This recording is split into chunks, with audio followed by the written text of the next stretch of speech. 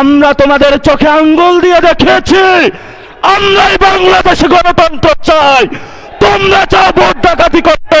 আসসালামু আলাইকুম ওয়া রাহমাতুল্লাহি ওয়া বারাকাতুহু। প্রিয় দেশবাসী, সাংবাদিক ভাইরা, 11 দলীয় জোটের সম্মানিত নেতৃবৃন্দ, আমরা আল্লাহর কাছে শুকরিয়া জানাচ্ছি যে আল্লাহ তাআলা জনগণের সামনে যারা ভোট ডাকাত তাদেরকে উন্মোচন করতে আমরা সক্ষম হয়েছি। বাংলাদেশে ওরা শুধু ভোট চুরি করে নাই, ডাকাতি করেছে। আমাদের সুস্পষ্ট অনেকগুলো দাবি রয়েছে। আজকে নির্বাচনের পরে 11 দলীয় যে ঐক্য রয়েছে, আমরা জনগণের সামনে উপস্থিত হয়েছি। আমরা প্রথমত বলতে চাই, পার্লামেন্টে যে ভোট ডাকাতরা গিয়েছে, জনগণের সামনে আমরা বিরোধী দল হিসাবে হাজির হয়েছি। আমরা রাজপথে থাকব। কড়ায় গন্ডায় ইঞ্চি ইঞ্চি করে জনগণের উপরে যারা ভোটের ইঞ্জিনিয়ারিং করেছে, ভোট ডাকাতি করেছে, নতুনভাবে জুলুম চাপিয়ে দেবার চেষ্টা করছে, আমরা তাদের কাছ থেকে বুঝে নেব ইনশাআল্লাহ। আমি সংক্ষিপ্ত কথা বলবো। আমাদের ভাই শহীদ উসমান হাদি আজকে আমাদের মধ্যে থাকতে পারতেন। সংসদ সদস্য হিসাবে ঢাকা 8-এর আল্লাহ ওনাকে শহীদ হিসাবে নিয়ে গিয়েছেন। আমরা বিচারের দাবিতে মাঠে গিয়েছি। আজকেই যেহেতু বিরোধী দলীয় যাত্রা হচ্ছে এই বায়তুল মোকাররম থেকে, আমি সরকারের কাছে আহ্বান জানাবো, দেশের কাছে আহ্বান জানাবো, প্রশাসনের কাছে আহ্বান জানাবো, আপনারা দ্রুত গতিতে শহীদ উসমান হাদি ভাইয়ের হত্যাকাণ্ডের বিচার যাতে হয় সেই উদ্যোগ নিন।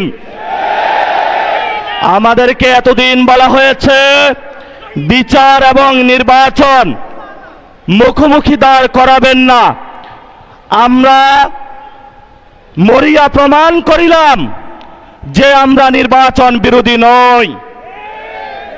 এখন সময় এসেছে শহীদ উসমান হাদি ভাইয়ের হত্যাকাণ্ডের বিচার করতে হবে। তৎকালীন সময়ে সংস্কারের নিয়ে বলা হয়েছিল, সংস্কার এবং নির্বাচন বিরোধী করার চেষ্টা চালানো হয়েছিল, ট্যাগ দেওয়া হয়েছিল, ওরা নির্বাচন চায় না। আমরা তোমাদের চোখে আঙ্গুল দিয়ে দেখিয়েছি আমরাই বাংলাদেশে গণতন্ত্র চাই, তোমরা চাও ভোট ডাকাতি করতে। এখন সময় এসেছে, কোনো 9-6 চলবে না। সংস্কারে জনগণে যে হ্যাঁ ভোটে ম্যান্ডেট দিয়েছে, দ্রুত বাস্তবায়ন করতে হবে। সাথে সাথে বাংলাদেশে সন্ত্রাস, চাঁদাবাজি, দখলদারিত্ব বন্ধ করার উদ্যোগ নিতে হবে। এবং নির্বাচনের আগে আমরা এই বায়তুল মোকাররমে দাঁড়িয়ে একটি প্রটেস্ট করেছিলাম। ভোট ডাকাতির জন্য আমাদের জামাত ইসলামের এক ভাইকে খুন করা হয়েছিল। আমরা বলেছিলাম আমরা আবার আসব, দ্বিগুণ হয়ে আসব। এসেছে দ্বিগুণ হয়ে। আমাদের ভাইয়ের হত্যার বিচার বুঝে নিতে হবে। রাজপথ সংগ্রাম জারি রাখতে হবে। যেই বোনদের উপরে আক্রমণ করা হয়েছে, পেটে লাথি মারা হয়েছে, বোরকা ধরে টান দেওয়া হয়েছে, গুলিবিদ্ধ করা হয়েছে, পা ভাঙা হয়েছে, প্রত্যেকটির হিসাব কড়ায় গন্ডায় আমরা ইঞ্জিনিয়ার তারেক রহমান থেকে বাংলাদেশে বুঝে নেব ইনশাআল্লাহ।